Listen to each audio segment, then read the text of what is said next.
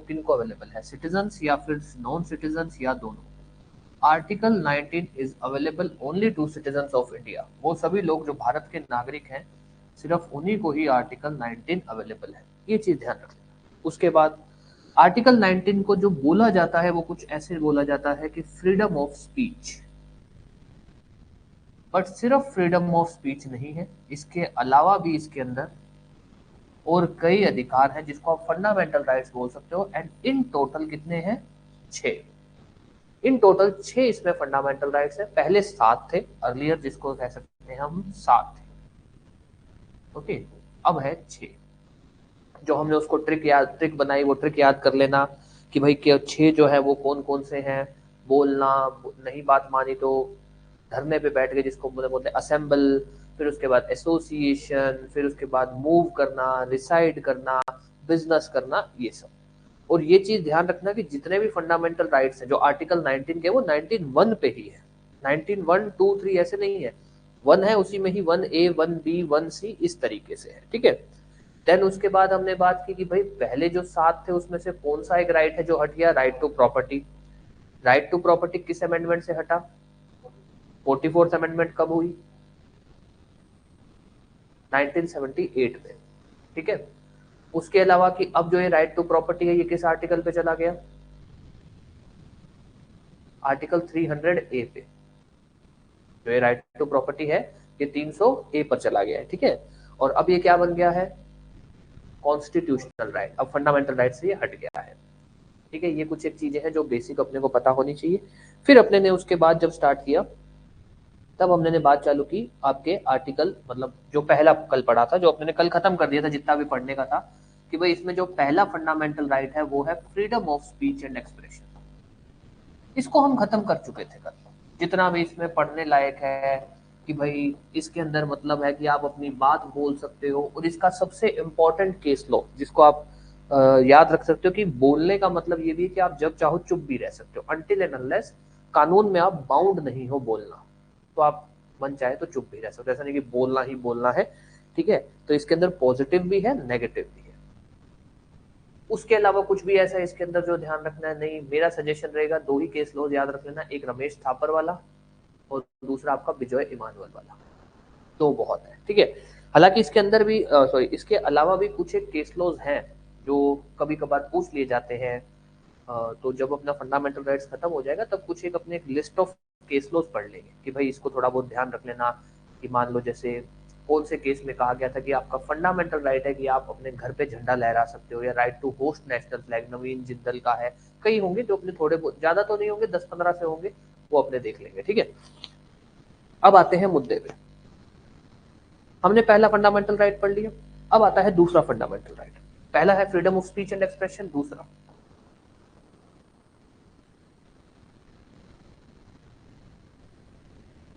Freedom to assemble peacefully and without arms.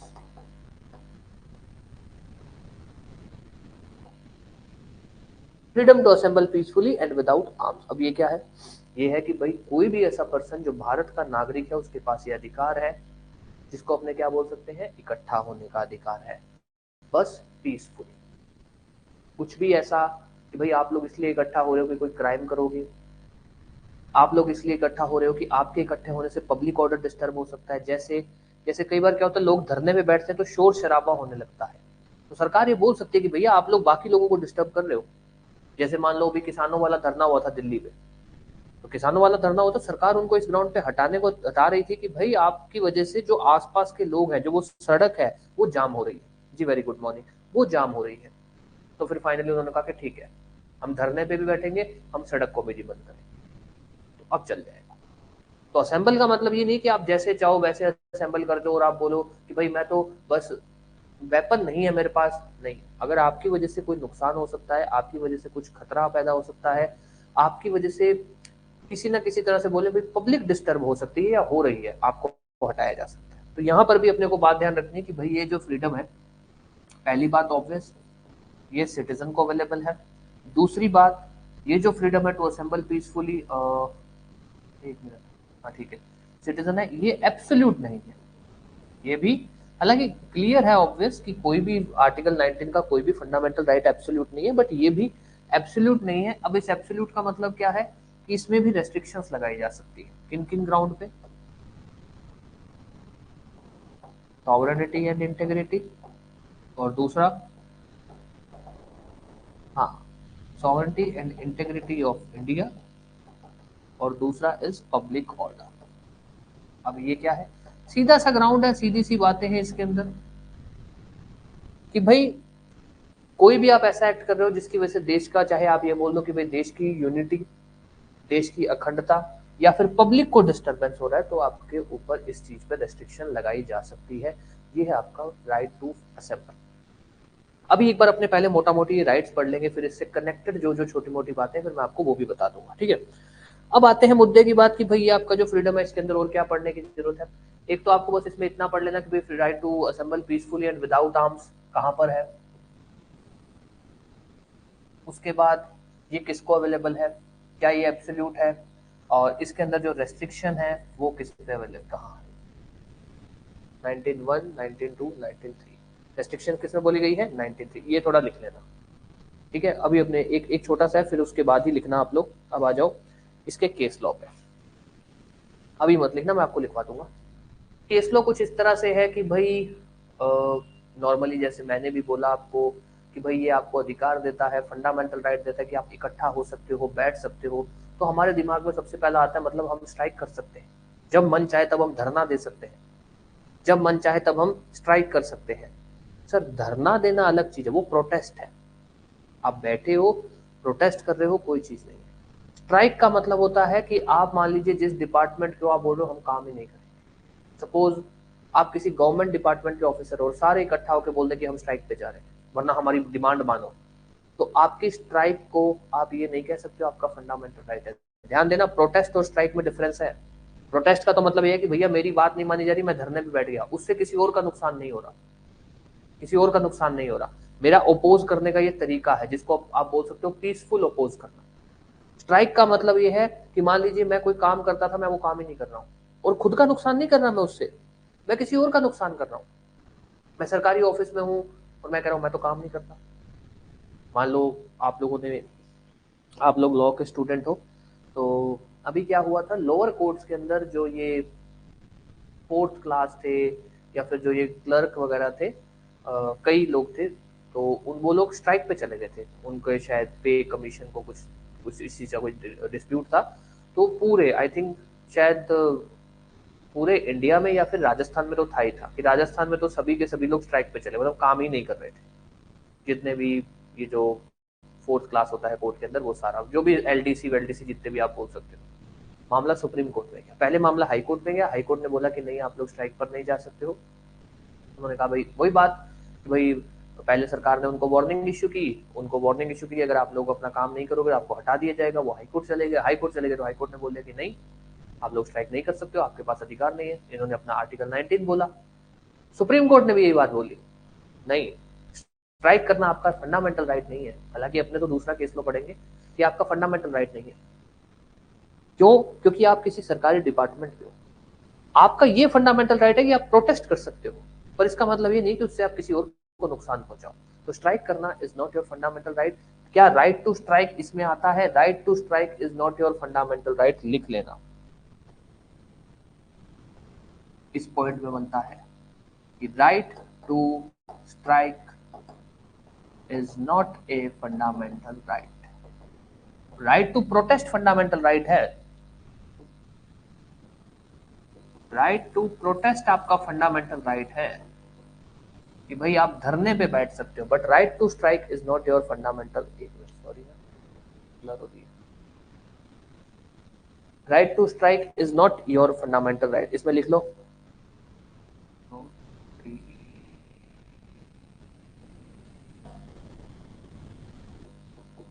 अब लिखना चालू कर दो भाई, अब लिखना चालू कर दो भाई, अब लिख लो, सीधा लिखो। कल हमने लिख दिया था freedom of speech and expression, अब लिख लो freedom to assemble peacefully and without arms. Freedom to assemble peacefully and without arms, article 19(1)(b। 19 bracket में 1 फिर ब्रैकेट में बी, इसमें लिखो this fundamental right is available only to citizens of India, freedom to assemble peacefully and without arms. This fundamental right is available only to citizens of India.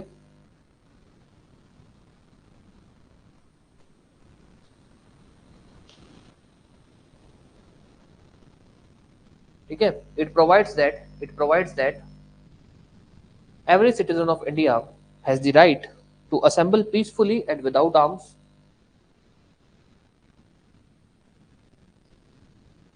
It includes right to protest, right to conduct public meetings, full stop.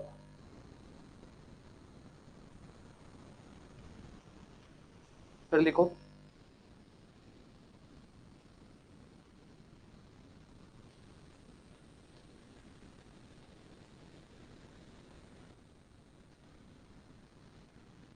लिया, फिर लिखो the right is not absolute in nature, right is not absolute in nature, comma state can by law impose reasonable restrictions on such right on grounds of sovereignty and integrity of India or public order.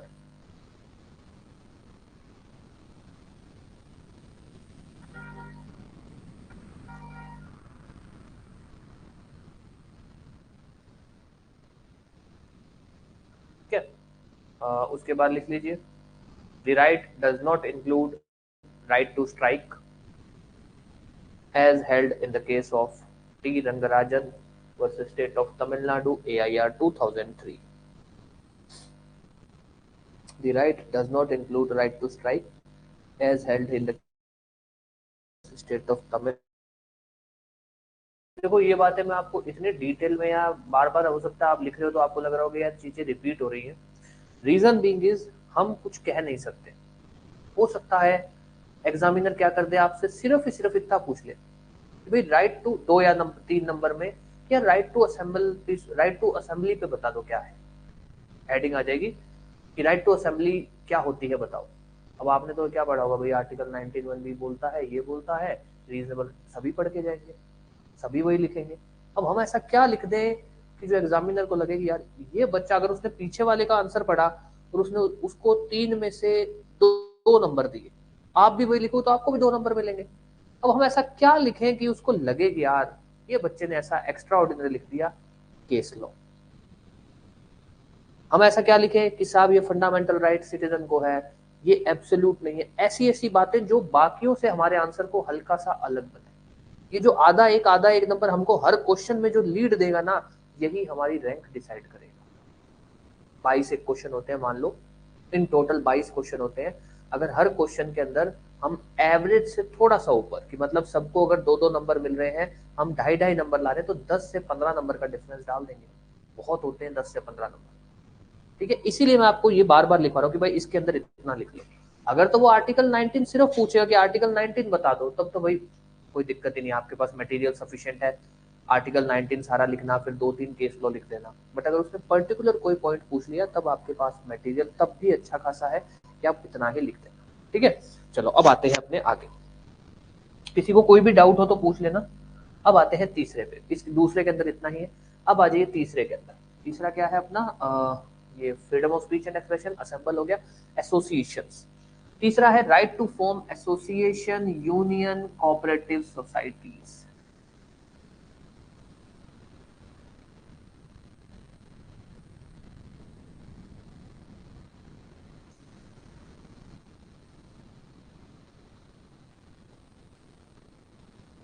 ये in short आपको अधिकार देता है कि आप union बना सकते हो, जिसको अपने बोलते हैं ट्रेड यूनियन, ग्रुप बना सकते हो, सोसाइटीज बना सकते हो, आप संस्था बना सकते हो, कोऑपरेटिव सोसाइटी, आपको कोई रोकेगा नहीं अनटिल एंड अनलेस आप कुछ भी गलत नहीं कर रहे हो।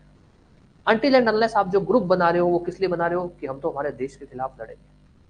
आप सोच रहे हो कि मैं ग्रुप बना के क्राइम किया करूंगा, वो गलत है। ये नहीं है कि आप बोलो मैं तो ग्रुप बना सकता हूं, मैं चाहे कुछ भी करूं। नहीं सर, ग्रुप बना रहे हो, ग्रुप बना के आप बोल रहे हो मैं तो क्राइम करने के लिए ग्रुप बना रहा हूं, गलत है।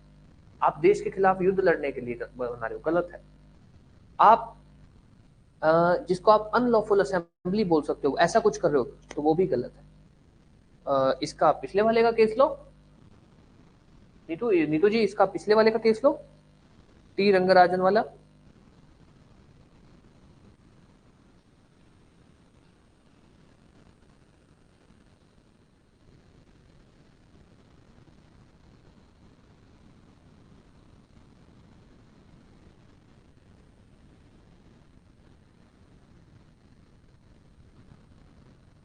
ये है पिछले वाले का केस लो, ये है।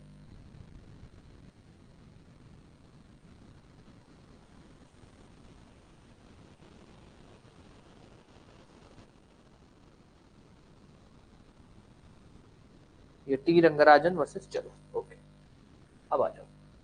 तो अब आते हैं मुद्दे पे कि भाई ये भी आपका फंडामेंटल राइट है, ये भी सिर्फ सिटीजन ऑफ इंडिया को अवेलेबल है, ये भी एब्सोल्यूट नहीं है। एब्सोल्यूट नहीं है तो मतलब इस पे रीजनेबल रेस्ट्रिक्शंस लगाए जा सकते हैं। ये भी किसको अवेलेबल है? सिटीजन को। ये भी क्या नहीं है? एब्सोल्यूट नहीं है। जिसका मतलब क्या है कि रीजनेबल रेस्ट्रिक्शन लगाए जा सकते हैं, बिल्कुल लगाए जा सकते हैं। किन ग्राउंड्स पे लगाए जा सकते हैं? Sovereignty and integrity. उसके अलावा, आ गया आपका sovereignty and integrity, public order, and then we have is morality.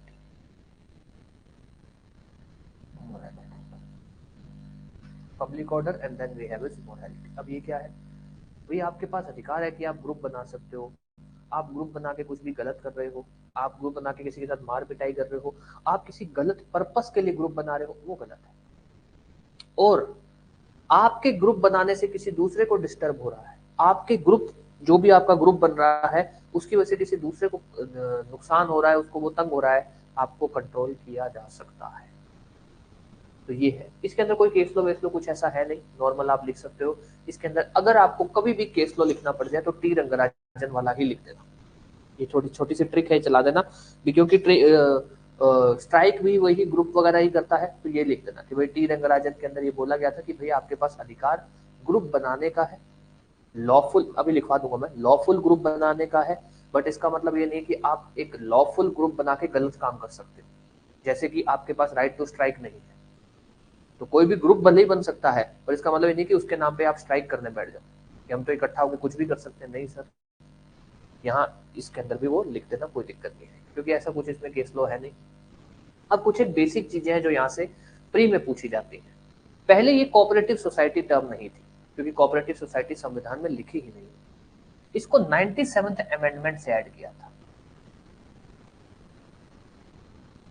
ये पूछा जा सकता है कि भाई आपका जो आर्टिकल 19(1)(c) है, इसके अंदर जो कोऑपरेटिव सोसाइटी वर्ड ऐड हुआ था, ये किस अमेंडमेंट से हुआ था? 97th कॉन्स्टिट्यूशनल अमेंडमेंट से ऐड किया गया था। किसको अवेलेबल है लिख दोगे, किन किन ग्राउंड्स पे रेस्ट्रिक्शन इंपोज की जा सकती है, और ये कहाँ लिखी गई है रेस्ट्रिक्शन? 2, 3, 4, है ना? 4 ही हो गई ना, वो 2 हो गया, 3 हो गया, 3, 19, 4। ठीक है, ये चीज है। ये ज्यादातर प्री में पूछा जाएगा, बट अगर मेंस में पूछ भी लिया जाए तो इतना ही लिख देना। ठीक है, अब लिख लो तीसरा अधिकार आपका, ये छोटा सा है, उसके बाद एक दो और चलेंगे। तीसरा, तीसरा नहीं, तीसरा है ना, हाँ, right to form association, union और cooperative society. Right to form association, union और कोऑपरेटिव सोसाइटी। देख लो article 19(1)(c) of constitution of India. Article 19(1)(c) of constitution of India gives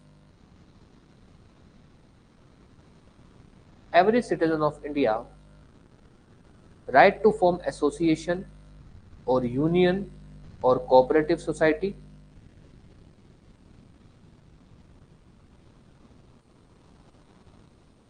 full stop.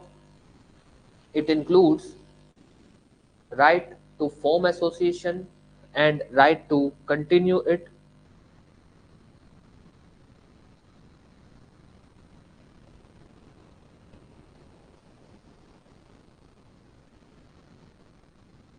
ठीक है। The term cooperative society has been added by 97th constitutional amendment act.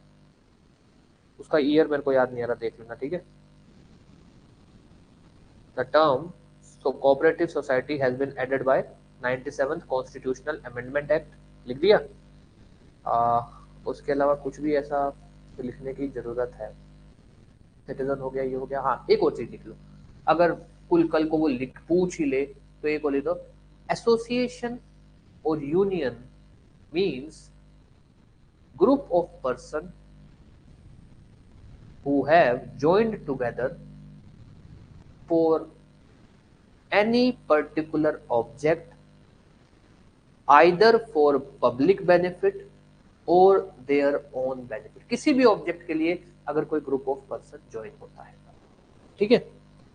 तो association का मतलब है कुछ भी लोग अगर जुड़ते हैं किसी भी, either for any purpose, either for public benefit और for their own benefit, benefit बोल दो या ओन पर्पस, ठीक है। फिर इसके बाद लिख दो, the right is not absolute in nature, the right is not absolute in nature, full stop. State by law can impose reasonable restriction, state by law can impose reasonable restriction in the interest of, मतलब on ground of sovereignty and integrity of India,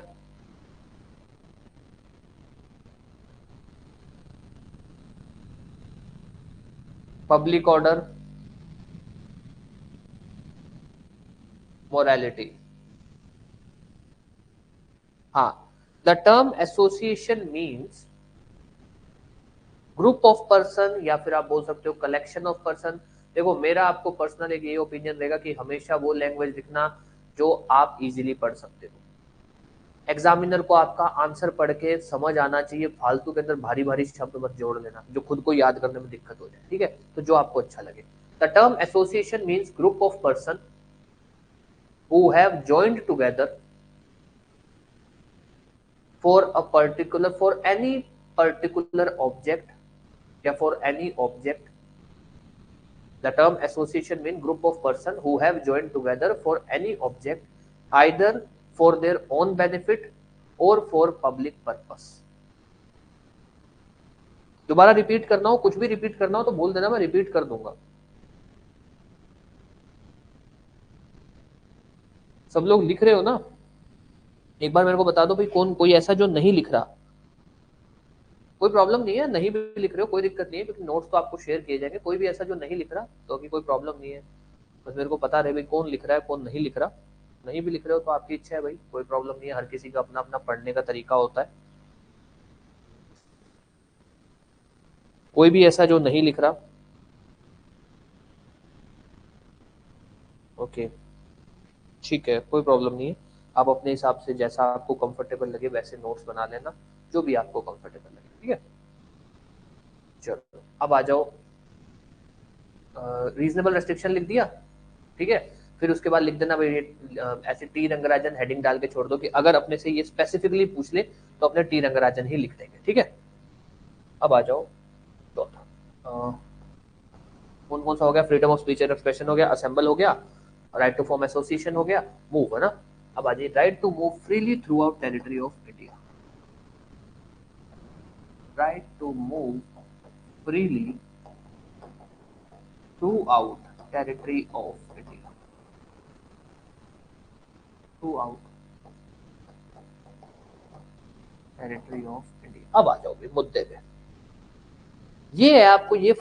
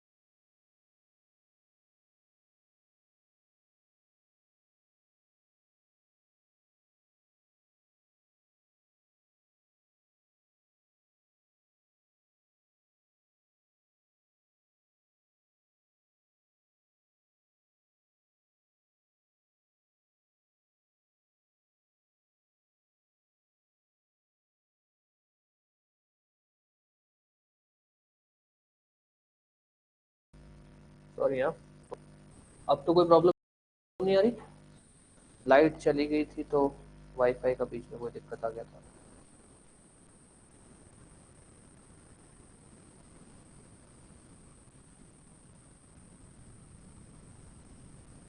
yes, audio video में कोई भी दिक्कत, ताकि अपने class continue कर लें। हाँ हाँ, right to move freely throughout territory of,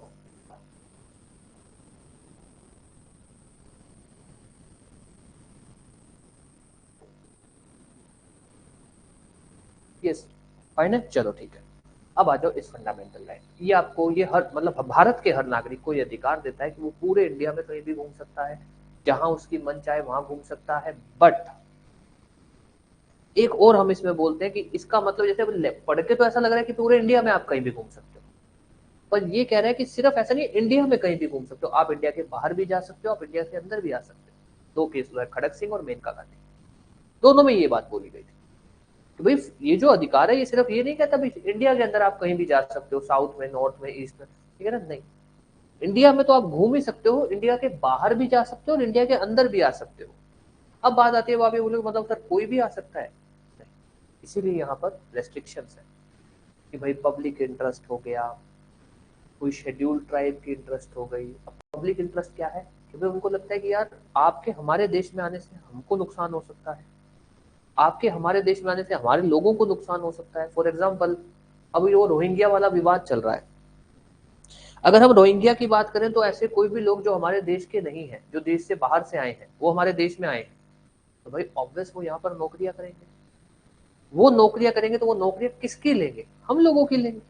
तो यहाँ पे नुकसान किसको हो रहा है, हमारे देश के लोगों को नुकसान हो रहा है। आप कोई भी ऐसे जैसे मान लो अगर हम फॉरेन में जाके कहीं जॉब करते हैं, तो हम तो वहां के लोगों की नौकरी लेते हैं ना, एक तरह से उन्हीं के लोगों के काम करते हैं हम लोग।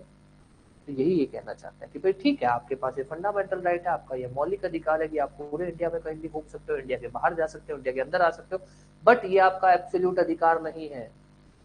पब्लिक इंटरेस्ट को देखते हुए, किसी पर्टिकुलर ट्राइब को देखते हुए, ट्राइब क्या है, एक एग्जाम्पल है, मान लो अपने इंडिया में भी है और इंडिया में भी है, पाली सॉरी पाली क्या, पिलानी विलानी जो एरिया है, वहां पर कई ऐसे एरिया है जहाँ पे वहां पे ट्राइब्स है। उस तरफ कुछ एक जैसे गांव तो क्या बोले, मतलब बहुत ही ऐसे उस तरफ कहीं छोटे से कस्बे में एक ट्राइब है, वो ट्राइब ना तो बाहर आती है ना कहीं, वो अपने ही उसमें रहती है। ना तो उनको आपकी एजुकेशन से मतलब है, ना ही उनको आपके डेवलपमेंट से मतलब है, उनका बस खुद का है कि भाई हमारा ये इतना ही हमारा है, हम अपने कस्टम यहाँ। अब आप बोलो कि भाई मेरे को तो वहां जाके रहना है, मेरे को तो उनके वहां पे जाना है, तो अगर सरकार को लगता है कि नहीं यार अगर आप वहां जाओगे तो उनको डिस्टर्बेंस होगी, तो ये किया जा सकता है कि भाई आप इस एरिया में नहीं जा सकते। इसीलिए लद्दाख वाला भी मामला चला था कि भाई मीडिया वालों को लद्दाख नहीं जाने दिया जा रहा, आम आदमी, लद्दाख का एक एरिया है जहां पर आम आदमी नहीं जा सकता है। अब सरकार ने क्या ग्राउंड बनाया वहां पर, यही तो पब्लिक इंटरेस्ट। सरकार ने बोला कि भाई वो चाइना के साथ उसका बॉर्डर लगता है, चाइना वाले कभी भी गोली चला सकते हैं, इसलिए हम नहीं, सिक्योरिटी मतलब लोगों की सिक्योरिटी, पब्लिक इंटरेस्ट मतलब लोगों के जनहित के लिए हम नहीं जाने दे रहे कि उनको कोई नुकसान ना हो जाए। अब उन्होंने तो अपना ग्राउंड बता दिया ना कि इसलिए नहीं जाने दे रहे। ये है इस फंडामेंटल राइट की। हालांकि आप सबके सवाल दिमाग में एक सवाल जरूर आना चाहिए कि भाई ऐसे तो सरकार कुछ भी बोल देगी, हम मानेंगे क्या कि सरकार बोल देगी कि भाई जनहित के अंदर हम नहीं जाने दे रहे हैं। वो सरकार जो ग्राउंड बोल रही है, सरकार ने तो लिख दिया है इन इंटरेस्ट ऑफ जनरल पब्लिक आप नहीं जा सकते हो, आर्टिकल 19 भी ये बोलता है। तो क्या जो ये बोला जा रहा है कि ये इंटरेस्ट या ये जो रेस्ट्रिक्शन लगाई जा रही है, इसको चेक किया जा सकता है क्या, ये सही भी है या नहीं है। कोई भी कानून बना देगा ऐसे तो बोल के, लाइन ही तो लिखनी है कि इन इंटरेस्ट ऑफ जनरल पब्लिक ये कानून बनाया जा रहा है, ये जो ग्राउंड है ये सही है नहीं है, ये कौन चेक करेगा।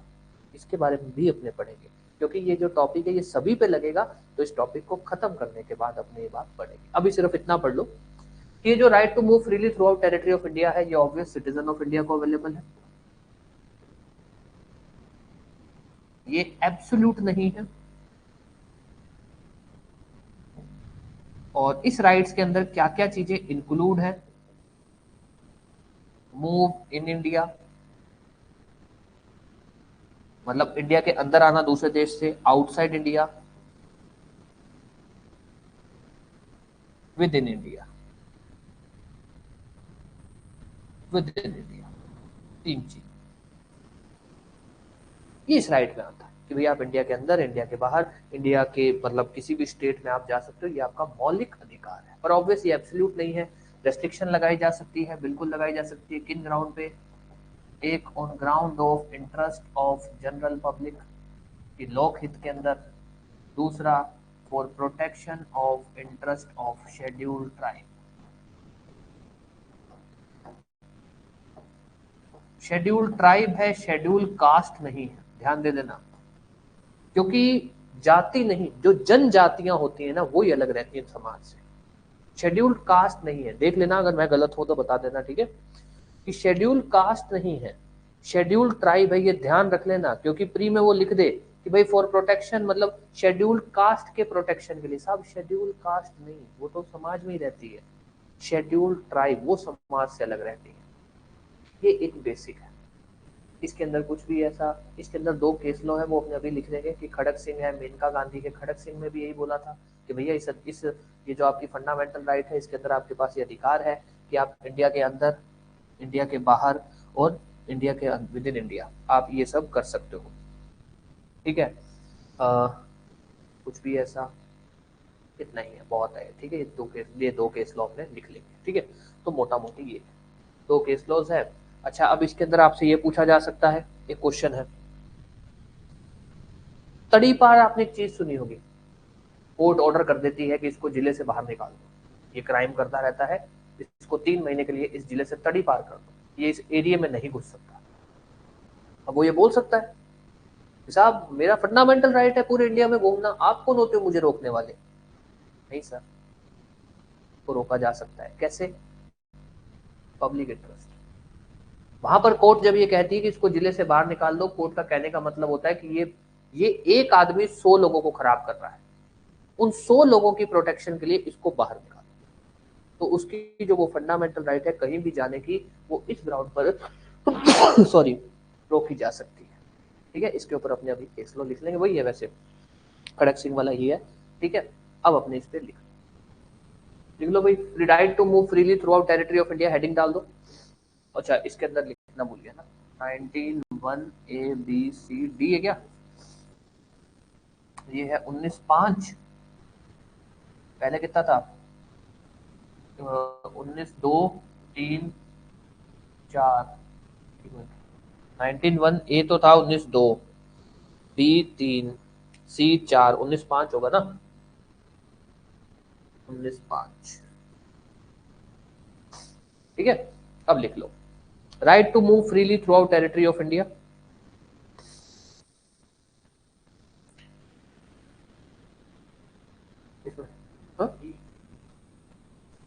अभी देख लेते हैं अपने, 19(1)(a), 19(1)(b), 19(1)(c), 19(1)(d), ठीक है? इसका 2 पे है, इसका 3 पे है, इसका 4 पे है, इसका 5 पे है, सही है ना? एक मिनट मैं भी देख लूं, freedom of speech and expression, freedom to assemble peacefully, freedom to form association, right to move, ठीक है, 19(5) पे है ना? कोई बात नहीं, अब आ जाओ, लिख लो भाई इसके ऊपर, right to form association, sorry, freedom to move freely, right to move freely throughout the territory of India. ये जो है आपका 19, लिख लो, article 19(1)(d) of constitution of India provides that every citizen of India has the right, every article 19(1)(d) of constitution of India provides that every citizen of India has the right to move freely throughout the territory of India. The right is not absolute in nature, therefore state by law can impose reasonable restriction. Article 19(1)(d) of Constitution of India provides that every citizen of India has the right to move freely throughout territory of India. The right is not absolute in nature. Therefore, state by law can impose reasonable restriction on ground of in interest of general public, for protection of interest of scheduled tribe, ये scheduled tribe को underline कर लेना कि ध्यान रखना है, ठीक है। अब इसके अंदर लिखिए the right include right to move within India, the right include right to move within India, right to move outside India, right to move within India, right to move outside India, right to come back in, right to come in India, right to come back in India, ठीक है। अब उसके बाद लिख लो इन NB Khare versus state of Delhi AIR 1950, in NB Khare versus state of Delhi AIR 1950, it was held that reasonable restrictions can be imposed on the ground on the right, reasonable restrictions can be imposed on the right in interest of general public or for protection of public order,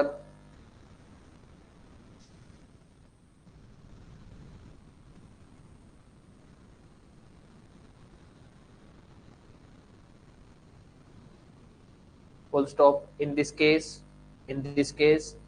the order made by the court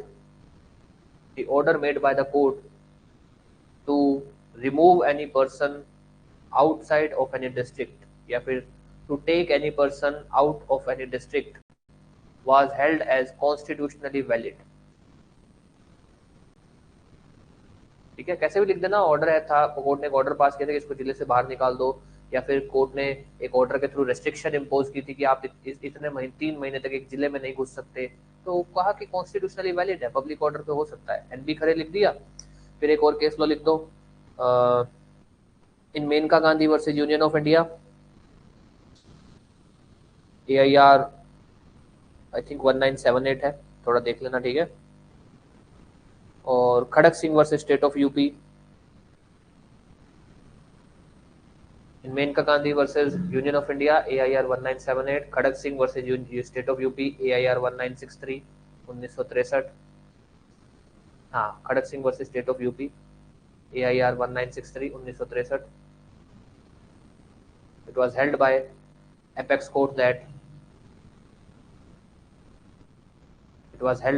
court that the right includes right to move anywhere, anytime,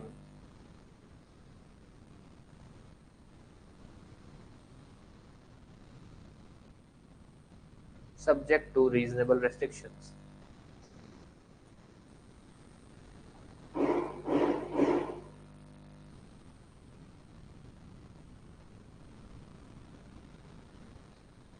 ठीक है। अब right to move हो गया, इसको हटा दे रहा हूं एक बार। कितने नंबर पे था? 4 नंबर। अब आ जाओ 5 नंबर। राइट टू मूव हो गया, right to move freely throughout territory. अब आ जाए राइट टू रिसाइड।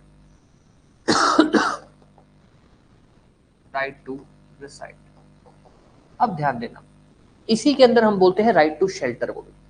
अगर आप ये बोलना चाहो ना भी राइट टू शेल्टर आर्टिकल 21, चलो आर्टिकल 21 तो सब चीज में लग जाता है, पर इसमें ही राइट टू शेल्टर आता है कि भाई हर आदमी का ये अधिकार है कि वो इंडिया के किसी भी कोने में कहीं पर भी जाके रह सकता है। वो ये नहीं, आप उसको ये नहीं कह सकते भाई तुम यहाँ क्यों रह रहे हो, तुम इस मान लो मैं महाराष्ट्र का नहीं हूँ, मुझे मराठी नहीं आती, तो वो मुझे नहीं बोल सकते कि तुम महाराष्ट्र में नहीं रह सकते, तुमको मराठी आनी चाहिए। मैं राजस्थान का हूँ, मुझे राजस्थानी नहीं आती, तो वो ये नहीं बोल सकते कि भाई तुम्हें तो राजस्थानी नहीं आती, तुम कैसे राजस्थान में रह रहे हो। नहीं सर, मेरा फंडामेंटल राइट है कि मैं पूरे इंडिया के अंदर कहीं भी रह सकता हूँ। और ये ध्यान देना, जब हमने मूवमेंट की बात की, जो पिछले राइट की बात की, तब हमने बोला कि इंडिया के बाहर, इंडिया के अंदर मतलब इंडिया के बाहर जाना, इंडिया के बाहर से अंदर आना, और इंडिया में आप घूम सकते हैं। यहाँ पर ये नहीं है कि तुम बोल दो कि भाई मैं तो इंडिया के बाहर कहीं भी बसना चाहता हूँ, मतलब आप बोल दो कि भाई मैं यूएस में फलानी जगह घर ले रहा हूँ, वो मुझे लेने नहीं दे रहे। सर हम कुछ नहीं कर सकते। इंडिया के अंदर आप कहीं भी बसना चाह रहे हो, आप घर ले रहे हो, आपको कोई नहीं रोकेगा। आपको वहां पर कोई भी दिक्कत हो, उस चीज के लिए आपके पास फंडामेंटल राइट है। जम्मू एंड कश्मीर, वो वही अभी आएंगे इसके ऊपर, जैसे J&K है, जैसे अभी क्वेश्चन आया कि जम्मू एंड कश्मीर है। अब अपने ये बात दोबारा बोल रहे हैं कि भाई अपने ने जो बोल रहे हैं कि भाई ये राइट है, पर ये राइट एब्सोल्यूट तो नहीं है। पब्लिक इंटरेस्ट, शेड्यूल ट्राइब, यहां भी वही बात आ जाती है। अभी आता हूं आपके क्वेश्चन पे ना, पब्लिक इंटरेस्ट, शेड्यूल ट्राइब। अब J&K के अंदर इन्होंने क्या बोला, जो J&K के अंदर अब तो नहीं है, J&K के अंदर जब पहले था, ये रूल था कि कोई भी बाहर का आदमी J&K में प्रॉपर्टी नहीं ले सकता था। वो क्यों बोला गया इन्होंने कि भाई मतलब जो J&K है उसको एक स्पेशल स्टेटस दिया, ताकि भाई आप लोगों के वहां पर प्रॉपर्टी लेना महंगा ना हो, आप लोगों के वहां पर बिजनेस कौन करेगा, आप ही लोग करो, क्योंकि वो टूरिस्ट प्लेस है, वहां पर पूरे विश्व वर्ल्ड से लोग आते हैं, आप ही यहाँ बिजनेस करो, आप ही यहाँ जगह लो, आप लोग डेवलप। क्योंकि जब ऑब्वियस जब जम्मू कश्मीर को कश्मीर एक्चुअली जब कश्मीर को इंडिया का पार्ट बनाया गया था, तब ये बात की गई थी कि भाई हम लोग, आप इंडिया के साथ जुड़े हो, पर हम लोग कभी भी आपकी आइडेंटिटी नहीं खत्म होने देंगे। आपको जो आपकी जगह है वो आप ही की रहेगी, वहां पर अगर बिजनेस करना होगा वो आप ही लोग करोगे, दूसरे जो लोग हैं वो आपकी जगह पे आके कभी मालिक नहीं बनेंगे। ये एक स्पेशल स्टेटस था। अब बात आती है कि भाई क्या वो ऐसा कर सकते थे, तो सर वो ऐसा इसलिए कर सकते थे क्योंकि वहां पर लार्जर इंटरेस्ट देखा, जैसे अपने बोलते हैं लार्जर इंटरेस्ट में ऐसा हो सकता है, तो लार्जर इंटरेस्ट देखा कि भाई अभी किसका इंटरेस्ट जाता है, कि अगर अभी इंडिया के बाकी लोग कश्मीर की तरफ आने लग जाएंगे तो इन लोगों का क्या होगा, तो कश्मीर वाले लोगों के पास इतना पैसा नहीं था, तो इनका क्या होगा। तो इसीलिए ये बात रखी, ताकि जो बड़े बड़े इंडस्ट्रियलिस्ट हैं, बिजनेसमैन हैं, पैसे वाले हैं, वो यहाँ आके जगह ले लेंगे, उन लोगों को नौकरियों पे रख लेंगे, वो यहाँ के बिजनेस करेंगे, तो फिर इनके पास तो इतना रिसोर्सेज नहीं है। तो इसीलिए ये बात है, वो रीजनेबल भी है कि भाई आपने लार्जर इंटरेस्ट देखा, तो लार्जर इंटरेस्ट पे आपका ये प्रावधान सही है। अब जैसे मान लो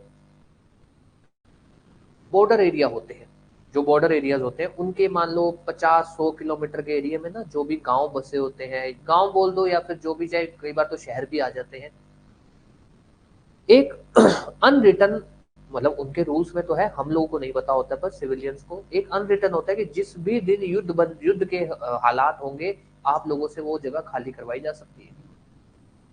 अब आप बोल दो कि ना मैं तो रहूंगा, मेरा घर है, मेरे पास मालिकाना हक है, वो कहेंगे ना खाली करो। अब वहां आप बोल दो कि मेरा तो राइट टू रेजिडेंस है, मेरा तो राइट टू शेल्टर है, सर लार्जर इंटरेस्ट, आपकी जान ज्यादा जरूरी है आपके इस अधिकार से, तो वहां पर आपको हटाया जा सकता है। तो यही हम यहाँ बोल रहे हैं कि भाई ये जो आपका राइट टू रेजिडेंस है, इसका मतलब ये है ऑब्वियस कि ये सिटीजन को अवेलेबल है, ये एब्सोल्यूट नहीं है, और क्योंकि ये एब्सोल्यूट नहीं है तो इस पे रीजनेबल रेस्ट्रिक्शन किन ग्राउंड पे, पब्लिक इंटरेस्ट पे, या फिर जनरल पब्लिक बोल सकते हो, on ground of public interest. And दूसरा इज क्या नाम है आपका, नहीं schedule tribe, in interest of schedule tribe, कि भाई कोई ऐसा एरिया है जहां पर शेड्यूल ट्राइब्स रहती हैं, ठीक है। ये हो गया, इसका भी यही है 19(1)(e), इसका है 19(5), ठीक है, सेम है, ठीक है, ये ध्यान दे देना सेम है, यहाँ भी 19(5) है, यहाँ भी 19(5) है। अब आ जाओ मुद्दे की बात,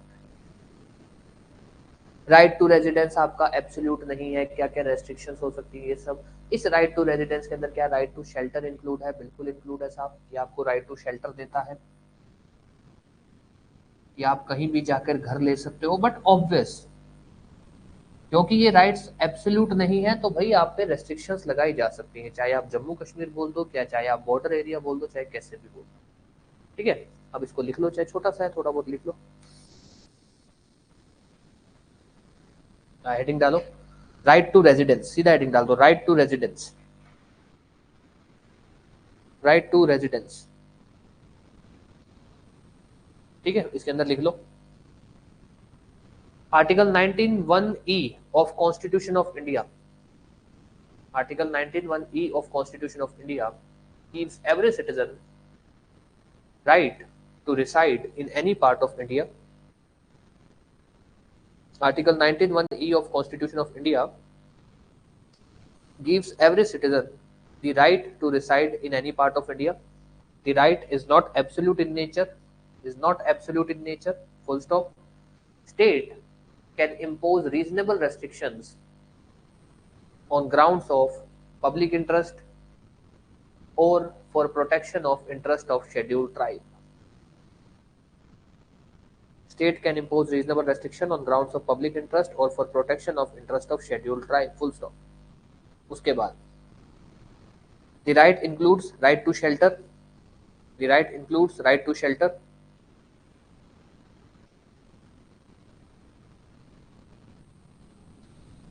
Includes right to shelter. Subject to reasonable restrictions. Subject to reasonable restriction. वो एनबी खरे वाला जो केस लिखा था ना आपने, in NB Khare versus state of NCT of Delhi AIR, यही इसमें लिख देना, क्योंकि उसके अंदर ये भी बोला था उसने कि साहब मेरा अधिकार है, मेरा घर है वहां पे, मैं रह सकता हूँ, आप मेरे घर से थोड़ी मुझे निकाल दोगे। तो यही कहा गया सुप्रीम कोर्ट द्वारा इसमें भी कि भैया है तुम्हारा घर भले ही है, पर अगर हम लार्जर इंटरेस्ट देखें तो तुमको रोक सकते हैं तुम्हारे घर में रहने के लिए।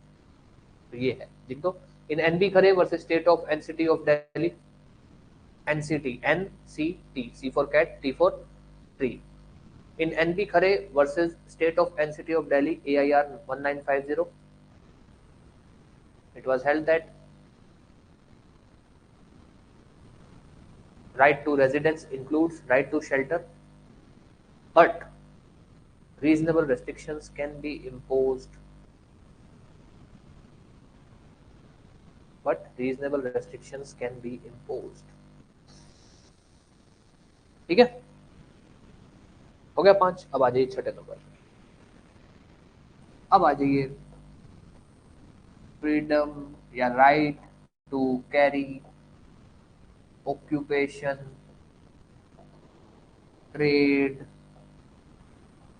बिजनेस, ये सब चीजें। भाई आपके पास ये फंडामेंटल राइट है कि आप किसी भी तरह का बिजनेस कर सकते हो, कुछ भी।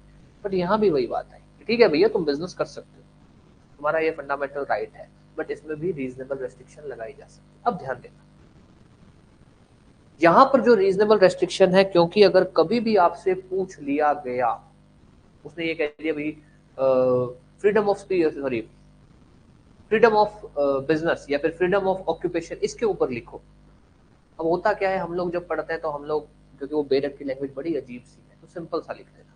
एक बार मैं लिख देता हूँ कि भाई ये अधिकार सिटीजन ऑफ इंडिया को अवेलेबल है, ये जो अधिकार है ये एब्सोल्यूट नहीं है एब्सोल्यूट।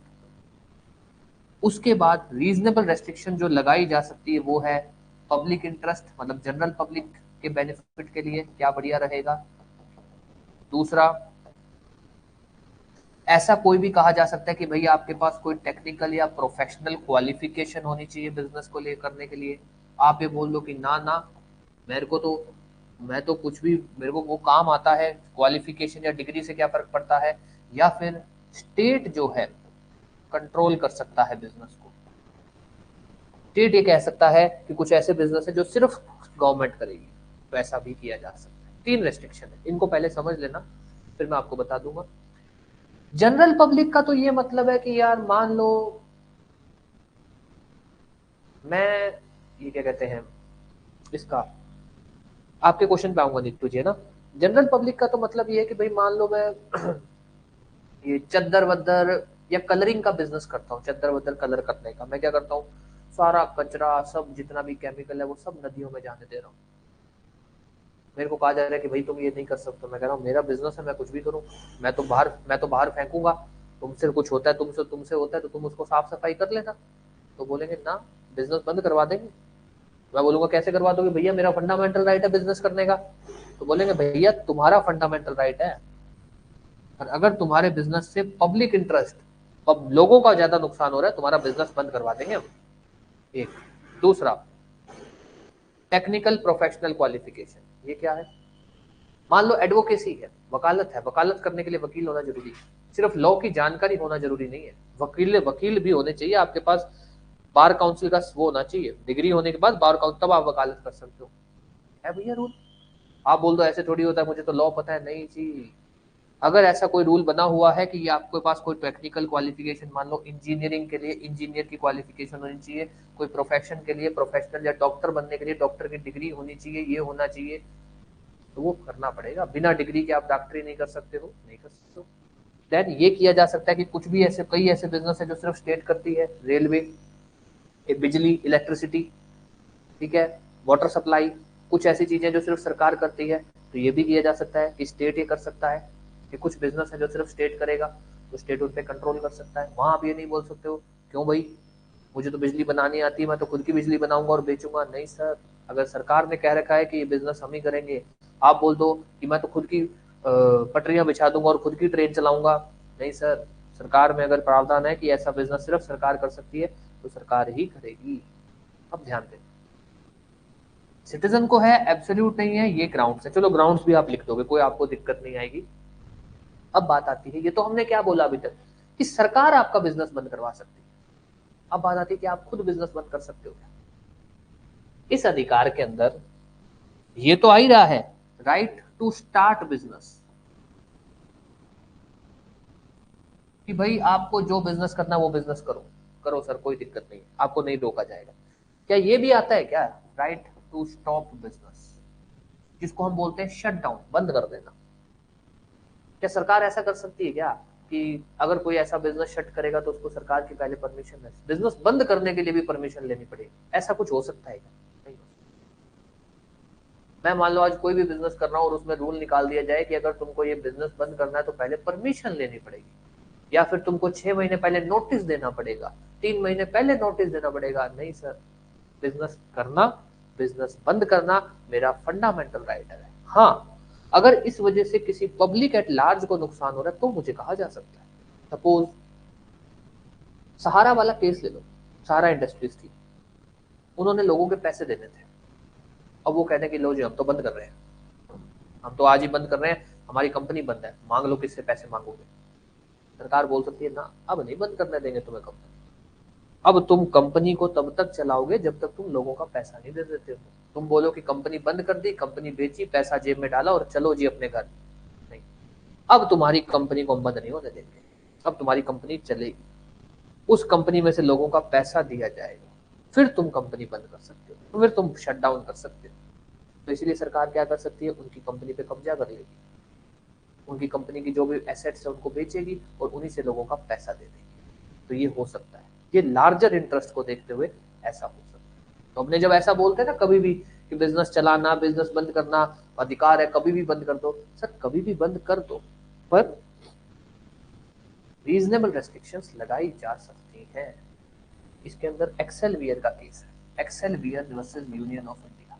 सर्फ एक्सेल मत समझ लेना, Excel Wear versus union of India, ये ठीक है, ये केस है। अब लिख लो, अब लिख लो, छठे नंबर पे लिख लो। ओ इसका ये लिखना भूल गए ना आपने, 19(1) जी रीजनेबल रेस्ट्रिक्शन 19(6) है ना, 19(6) है ना, डायरेक्ट है क्या, डायरेक्ट नहीं है, अब तो वो था ना प्रॉपर्टी वाला, वो चला गया ना।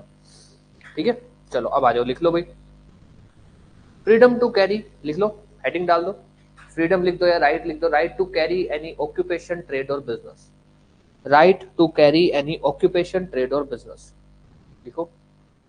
Article 19(1) of Constitution of India, Article 19(1) of Constitution of India gives fundamental right,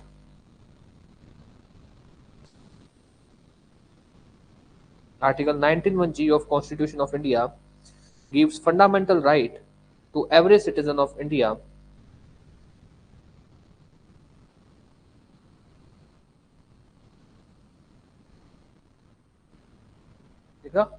gives fundamental right to every citizen of India to carry any occupation, trade or business.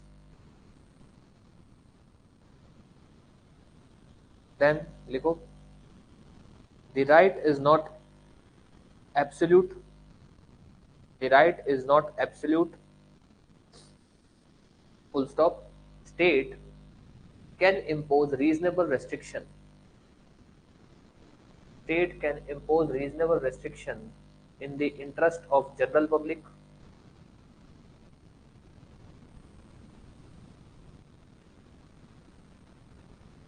or may provide for requirement as to professional or technical qualification,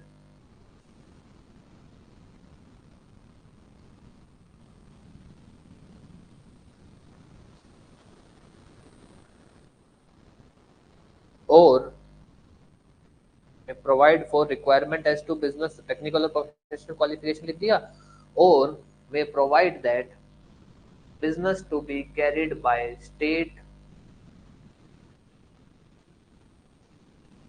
or state owned corporation, OWNED, state owned corporation। ये तीन restriction हो सकते हैं, ठीक है। उसके बाद आगे लिखें, ठीक है, रीजनेबल रेस्ट्रिक्शन किस सेक्शन में वो लिख लेना, 19(6). Then the right includes right to start a business as well as right to shut down business। किसमें कहा गया था ये, ब्रैकेट में लिख देना, in Excel Wear versus union of India AIR 1978। Excel Wear versus union of India AIR 1978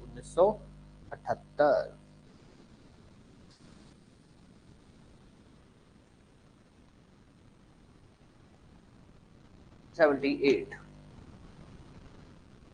ठीक है। अब आ जाओ मुद्दे की बात।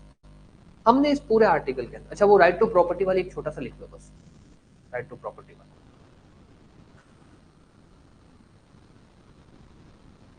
हेडिंग डाल लो, right to property, article 19(1)F, article 19(1)F, right to property, बस इतना सा लिख लो इनमें। It was a fundamental right, it was a fundamental right by 44th Constitutional Amendment Act 1978, by 44th Constitutional Amendment Act 1978, it was removed, हाँ 1978, sorry 1978, it was removed and added as constitutional right under Article 300A, और ए बड़ा लिखना, article 300A, ठीक है, ऐसे लिखना, ठीक है। Therefore it is a constitutional right, not a fundamental. अब ये फंडामेंटल राइट नहीं है। एक्चुअली में इसकी वजह ये थी, एक तो वो राजा वाला और वो प्रजा वाला सिस्टम खत्म करना था, और था क्या, जब देश आजाद हुआ था तो क्योंकि यहाँ पे तो राजा वगैरह थे पहले से, तो जो लोग पाकिस्तान से नहीं आए थे, जो लोग यहाँ पहले से थे, और जो लोग यहाँ से पाकिस्तान चले गए, वो लोग अपनी जमीनें छोड़ गए थे। तो लोगों ने क्या किया, मान लो मैं यहाँ के रहने वाला हूँ, मेरे बगल के जो लोग थे वो छोड़ गए, तो मैंने उनकी सारी जमीन पे कब्जा कर लिया, वो सारी जमीनें बेच दी। जो लोग पाकिस्तान से आए उनके पास कुछ था ही नहीं, वो करें क्या, और उस समय नौकरियां कुछ होती नहीं, लोग खेती वेती करते थे, कुछ था ही नहीं। सरकार ने कहा कि यार किसी के पास तो बहुत जमीन है और किसी के पास कुछ भी नहीं है, किसी के पास तो बहुत ही जमीन है और किसी के पास कुछ भी नहीं है। सरकार ने क्या किया, सीलिंग लिमिट लगा दी, एक आदमी इतनी ही जमीन रख सकता है, उससे ज्यादा नहीं रख सकता, वो सारी सरकार को जाएगी। अब अगर सरकार, ऑब्वियस है कि भाई वो लिमिट लगाती, ये फंडामेंटल राइट रहता, तो वो बोल देता कि साहब मौलिक अधिकार है मेरा, कहां से रोक रहे हो आप मुझे, राइट टू प्रॉपर्टी मेरा अधिकार है, जो संपत्ति मेरी है वो मेरी ही रहेगी, आप ले नहीं सकते हो। इन्होंने चेंज किया उसको, भैया इसको फंडामेंटल राइट से हटाओ, इसको कॉन्स्टिट्यूशनल राइट बनाओ, ताकि अपने इस चीज को कर सके, सीलिंग लिमिट लगा सके, लोगों के पास जो अन्यथा जगह है वो ली जा सके।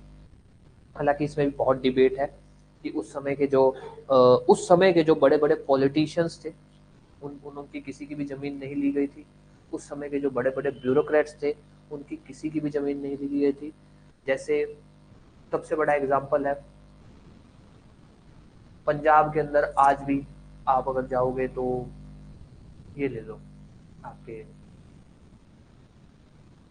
पंजाब के जो एक्स CM थे प्रकाश सिंह बादल, उनके जो भी लड़के हैं, उनके पास लगभग नहीं तो ऑन रिकॉर्ड ऑफिशियली उनके पास समवेयर अराउंड 1500 बीघा, पता नहीं ऐसे करके कुछ जमीन, जो जमीन उनके पास वहां पीछे चलते आ रही है। जब सबके ऊपर सीलिंग लिमिट लगी थी, तो इनके ऊपर इतनी जमीन, इनके पास इतनी जमीन कैसे रह गई। तो ये बस ठीक है, ये मूव लाया गवर्नमेंट ने, अच्छा था, बट सबके साथ इसका सही हुआ, जो अच्छे लोग थे वो इससे बच गए, जो ठीक ठाक लोग थे उनकी जमीनें चली, ये कुछ था। चलो अब आते हैं एक मुद्दे पे। आपसे अगर कभी भी आर्टिकल 19 पे बात हो तो आप अगर इसको लिख दोगे तो मोर देन इनफ है। आर्टिकल 19 पे बात हो और आप इसको लिख देना, मोर देन इनफ है, बिल्कुल परफेक्ट रहेगा। हमने अभी बात की कि भाई आप इन ग्राउंड पे रेस्ट्रिक्शन लगा सकते हो, बात की इस ग्राउंड पे वन ये है, 2 ये है, 3 ये, मान लो सॉवरेनिटी है, इंटीग्रिटी है, ये है। मैं सरकार हूं, मेरे को रेस्ट्रिक्शन लगानी है, तो मैं क्या करूंगा, लिखना ही तो है, in the interest of sovereignty या फिर in the interest of security, ये आपकी जो फंडामेंटल राइट है इसको कंट्रोल किया जा रहा है, बोल दिया जी। आर्टिकल 19 कहता है इन ग्राउंड्स पे ऐसा हो सकता है, आर्टिकल 19 कहता है इन ग्राउंड्स पे ऐसा हो सकता है, मैंने तो बोल दिया, बात खत्म, अब तुम जानो, तुम्हारा काम जाने। बात यह है कि भाई सरकार तो ऐसा लिख के कुछ भी कर लिया करेगी, फंडामेंटल राइट तो बस नाम के रह जाएंगे, बातों के रह जाएंगे। बात उठी कि भाई ऐसा नहीं होगा, चेक किया जाएगा। तुम ये ग्राउंड लेकर आ रहे हो तो चेक किया जाएगा भाई ये ग्राउंड सच में बनता है कि नहीं बनता, तुम जिस ग्राउंड पे आ रहे हो क्या वो ग्राउंड रीजनेबल है क्या, ऐसा तो नहीं है कि सिर्फ नाम के लिए लिख के छोड़ दिया। अब बात आती है कैसे चेक किया जाएगा कि ग्राउंड रीजनेबल है या नहीं है, जो आप ग्राउंड के ऊपर रेस्ट्रिक्शन लगा रहे हो वो सही है कि नहीं है। तो ये चेक किया जाएगा कि भैया आप जो रेस्ट्रिक्ट कर रहे हो और उससे जो आप ऑब्जेक्ट अचीव करना चाहते हो क्या वो अचीव होगा क्या।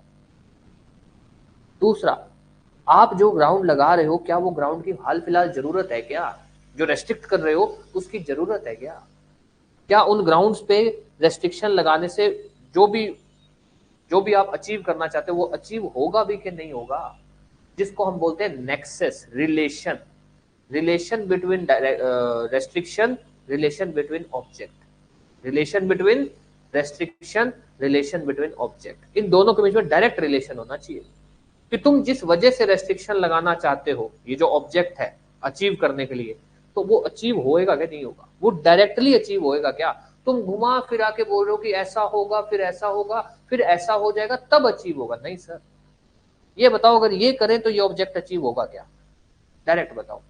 तो इसीलिए हम एक बात बोलते हैं कि ये जो रेस्ट्रिक्शंस है ना ये आपको, ये स्टेट को ये कोई ऐसी पावर नहीं दे देते कि स्टेट इन रेस्ट्रिक्शन या इन ग्राउंड्स के नाम पर कुछ भी कानून बना दे और फंडा आर्टिकल 19 को रेस्ट्रिक्ट कर देगा, नहीं।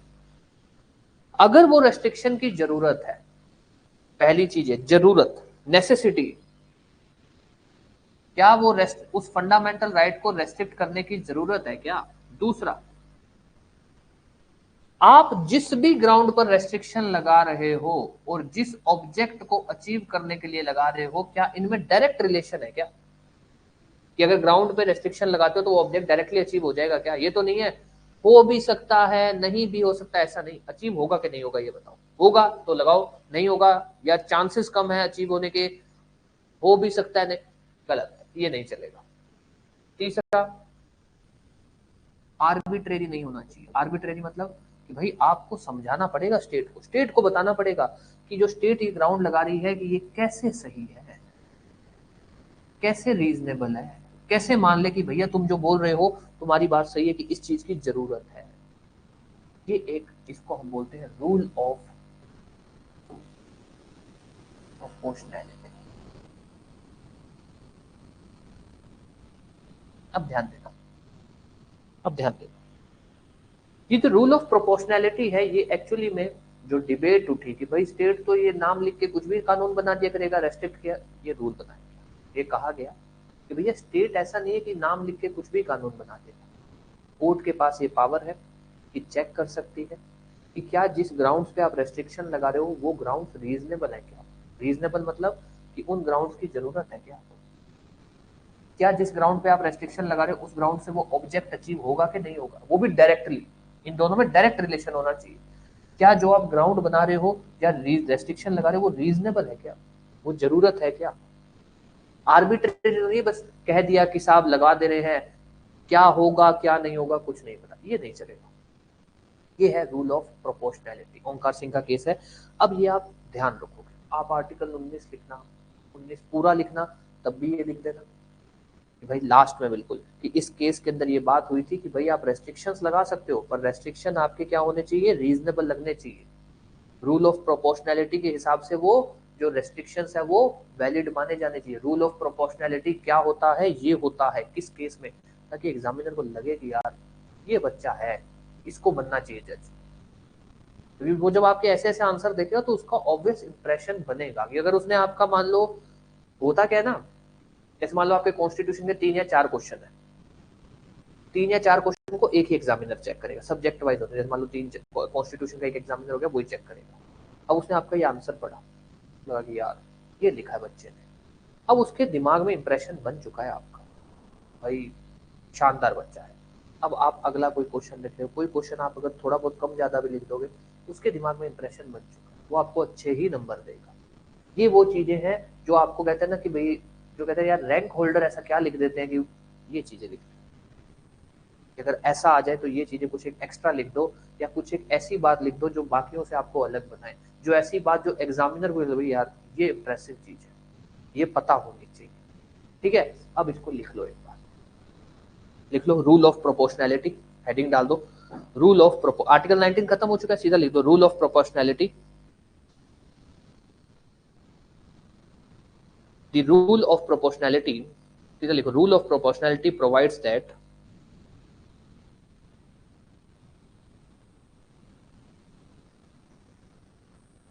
the rule of proportionality provides that the grounds of restriction imposed under Article 19 shall be reasonable and sufficient. Sorry मैं समझा नहीं, क्लास टाइम क्या है, समझा नहीं तुझे एक बार, means writing class, shall be reasonable and sufficient, full stop. In Omkar Singh versus Union of India, AIR 2000, हाँ, shall be reasonable and sufficient. In Omkar Singh versus Union of India, AIR 2000, it was held, AIR 2000, it was held by Apex Court that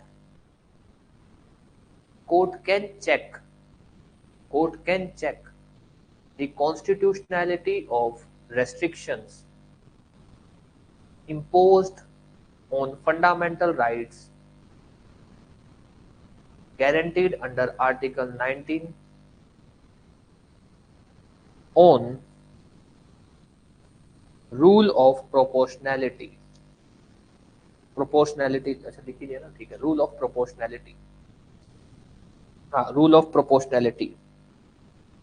The rule of proportionality provides that for restrictions to be reasonable, the rule of proportionality provides that for restrictions to be reasonable, it must fulfill following conditions. Number 1,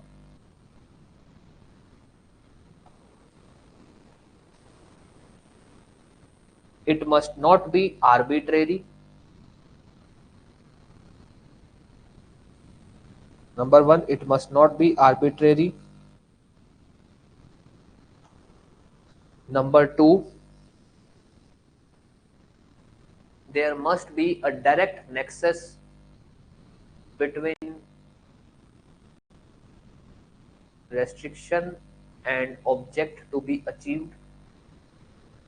It must not be arbitrary. Number 2, there must be a direct nexus between restriction and object to be achieved. Number 3,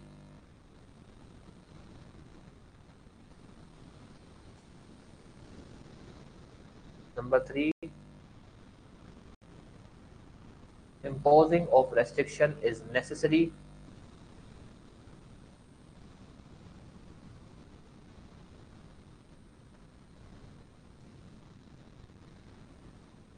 Should be necessary. ठीक है, लिख लिया। और कुछ भी ऐसा जो लिखने की जरूरत तो बहुत है इतना फालतू के अंदर, क्योंकि एक्चुअली में क्या है, अलग से नहीं पूछेगा। रूल ऑफ प्रोपोर्शनैलिटी आपसे अलग से कभी नहीं पूछा जाएगा। आपसे अगर रूल ऑफ प्रोपोर्शनैलिटी मतलब पढ़ लोगे तो क्या है, जैसे मान लो प्री में तो क्या, प्री में तो मैं आपको बता देता हूँ, आर्टिकल 19 में वो पूछेगा कि भाई राइट टू प्रॉपर्टी किस अमेंडमेंट से हटा, आर्टिकल 19 सिटीजन को है या नॉन सिटीजन को है, आर्टिकल मान लो जो राइट फ्रीडम्स है वो कौन सी किस नंबर पे है, 19(1)(a) पे क्या, 1(b) पे क्या, 1(c) पे क्या है, जो freedom of speech and expression है उस पर किन किन ग्राउंड में रेस्ट्रिक्शन डल सकती है, freedom to move freely throughout territory है उनमें किन किन ग्राउंड पे रेस्ट्रिक्शन डल सकती है, रेस्ट्रिक्शन किस आर्टिकल नंबर पे बताई गई है, बस 44th अमेंडमेंट कब हुई, बस कोऑपरेटिव सोसाइटी किस वर्ड, इतना है, उससे ज्यादा कुछ नहीं। मेंस में या तो आपसे वो डायरेक्ट पूछ लेगा कि भैया आर्टिकल 19 बताओ, आपने लिख दिया कि ये है आर्टिकल 19 फलाना ढिमका, जितना आपको लगा आपने सब एक एक चीज बता दी। अब उसमें क्या है कि यार आपसे पूछता भैया आर्टिकल 19 या freedom of speech and expression पे लिखो, आपने क्या किया आर्टिकल 19 लिख दिया, 19(1)(a), 19(1)(b) ये सब लिख के फिर आपने लिख दिया रेस्ट्रिक्शन इन ग्राउंड पे लग सकती है, लिख दिया। अब बात ये आ गई कि भाई केस लो भी चलो, मैं मानता हूँ कि भाई अगर उसने आर्टिकल 19 पूछा तो केस लो, एक दो केस लो सभी लिख देगी, चाहे रमेश थापर लिख देगा, कोई कोई एक्सेल वियर लिख देगा, जो भी हो। पर रूल ऑफ प्रोपोर्शनैलिटी वहां पर आप लिखोगे, जब आप 19 लिखा ये सब लिखा उसके बाद डालोगे कि भाई इस केस के अंदर Omkar Singh versus rule of proportionality ये क्या है, कि भाई रेस्ट्रिक्शंस का मतलब ये नहीं है कि तुम रेस्ट्रिक्शन के नाम पे कुछ भी कर रहे हो, रेस्ट्रिक्शन रीजनेबल होनी चाहिए, लगना चाहिए कि उसकी जरूरत है रेस्ट्रिक्शन। वो आपका एक, जब आप वो लिखोगे लास्ट में कंक्लूजन के टाइम या फिर बिल्कुल आखिरी में जब आप आर्टिकल को खत्म कर दो कि भाई हमने आर्टिकल भी बताया, हमने क्या है वो भी बता दिया, और हमने रेस्ट्रिक्शन पे भी बात कर दी कि रेस्ट्रिक्शन कितनी लगाई जा सकती है, किस हद तक लगाई जा सकती है, आपका आंसर कंप्लीट। उसके अलावा मान लो उसने सिर्फ freedom of speech and expression पूछ लिया, सिर्फ कि सिर्फ इस पे बताओ, तब भी आप ये लिख देना, आपका आंसर कंप्लीट बनेगा। उसने कोई भी एक पूछ लिया आपसे, कोई भी एक फ्रीडम पूछ लिया, आपने वो लिखा, उसके रिलेटेड बात लिखी, फिर आपने उसमें भी रेस्ट्रिक्शन पे बात लिख दी, आपका आंसर कंप्लीट बनेगा। ठीक है ये, हाँ ठीक है, डिपेंडिंग अपॉन मार्क्स हमको लिखना है, डिपेंडिंग अपॉन मार्क्स मतलब कि भाई अगर आपको लगे कि यार 3 नंबर का पूछा है और मेरे को ये रूल ऑफ प्रोपोर्शनैलिटी मेंशन करना है तो सीधा लिख देना, ओमकार सिंह के अंदर बोला गया था कि जो रेस्ट्रिक्शंस है वो रीजनेबल होनी चाहिए, डायरेक्ट एक्सेस होना, इतना ही लिख देना चाहिए। एग्जामिनर का पता लगे उसको कि आपको पता है कि भाई रेस्ट्रिक्शंस भी किस हद तक लगाई जा सकती है। ठीक है, आर्टिकल 19 में इतना ही है, इससे बाहर कुछ भी नहीं आएगा, कुछ भी नहीं पूछा जाएगा, it is more than enough. कल ऑब्वियस अपने आर्टिकल 20 पढ़ेंगे। आर्टिकल 20 अच्छा खासा आर्टिकल है, प्री में भी मेंस में भी कई बार पूछा गया है। ठीक है, यस, अब किसी का कुछ भी डाउट है तो पूछ लो, क्लास अपनी तरफ से खत्म है।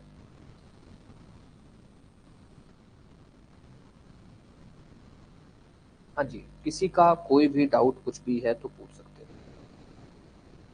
कोशिश कर लिया करो, नोट्स बना रहे हो तो साथ साथ लिखने की, और अगर कुछ छूट जाए करे तो बोल दिया करो, मैं रिपीट कर दूंगा, स्टिल अगर लगे कि नहीं यार तो आप चाहे रिकॉर्डिंग से दोबारा भी लिख सकते हो, वो कोई प्रॉब्लम नहीं है।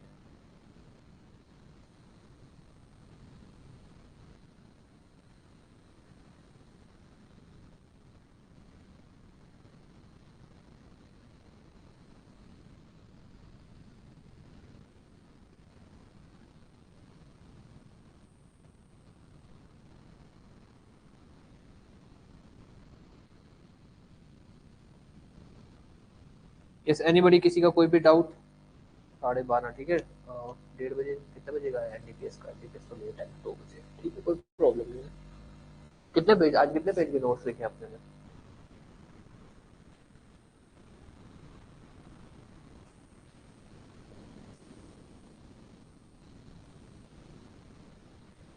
नोट्स बन रहे हैं यार, अच्छे खासे नोट्स बन रहे हैं, कॉन्स्टिट्यूशन पे जाएंगे यार ये, बनेंगे, सफिशिएंट नोट्स बनेंगे कॉन्स्टिट्यूशन के ना, तो साथ साथ ही पढ़ लेना बेटर रहेगा, क्योंकि अगर मान लो 3 पेज के भी बने पर डे तो बनेगा कम से कम 150-200 पेज की नोटबुक बन जाएगी